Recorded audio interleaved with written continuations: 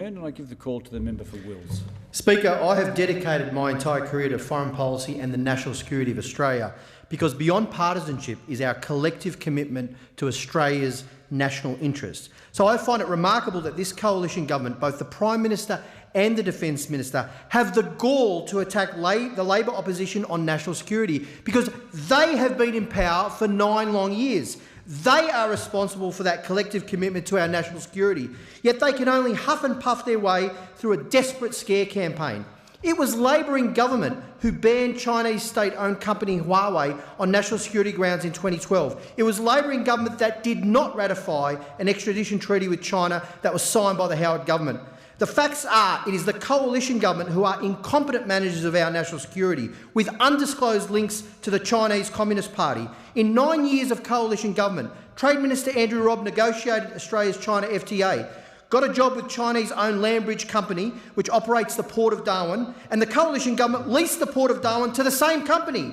Tony Abbott invited President Xi to address Parliament, backed President Xi's so-called commitment to democracy and elevated the relationship. The Defence Minister, when he was Home Affairs Minister, met with Huang Zhangmo, a Chinese billionaire, later barred entry into the country on national security grounds. Met with him about migration applications after a $10,000 donation was paid to ex-Liberal Minister Santo Santoro. Speaker, the only candidate or MP charged under foreign interference laws was former Liberal candidate Di Sun Duong, aka Sunny Duong, well known to the member for Chisholm, who described him as inspiring. And while the Prime Minister and the Defence Minister bluster about national security, in their own government it is the member for Chisholm that has an astronomical number of publicly reported links to the Chinese Communist Party United Front organisations, to Chinese Overseas Exchange Association, Australian Jiangmin General Commercial Association, World Trade United Foundation, United Chinese Commerce Association,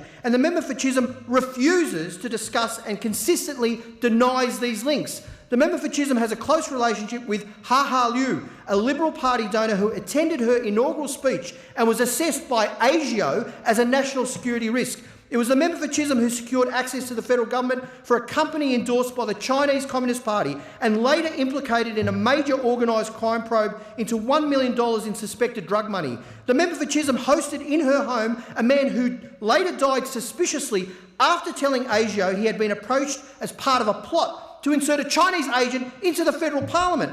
The member for Chisholm links to the Chinese Communist Party were the subject of security warnings before her pre-selection in 2019 election, as revealed by the Herald Sun. And the member for Chisholm's connection to guests at a Liberal Party fundraiser in 2015 led to the party returning $300,000 in donations due to security concerns.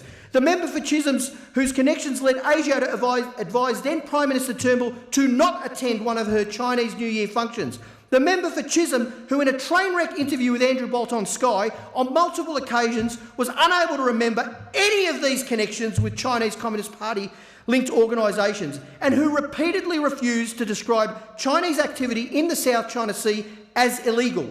She is a Liberal member of this Morrison-Joyce government. The Morrison government blusters is a smokescreen for how compromised they actually are, and for their incompetence too. The incompetence of a Prime Minister who has amateur-hour diplomatic skills, not across his brief, repeatedly making the mistake of describing the relationship between China and Taiwan as one country, two systems. That was Hong Kong, Prime Minister. And despite officials admitting he made a mistake, he doubles down in the media and refuses to backtrack. Here is the common thread, Speaker. The Prime Minister's national security policy is driven by his short-term domestic political survival, not the national interest. They are compromised. They are incompetent. Unlike Liberal Senator Abetts's abhorrent questioning of the loyalty of Chinese Australians, this debate is not about that community. This is about the government's incompetence. The government lurch from one bungled position to another. They bluster and attack the opposition, all the while wilfully blind to the fact bipartisanship on national security is a national asset. For Australia's national interest, they have got to go. The question is that the House do now adjourn.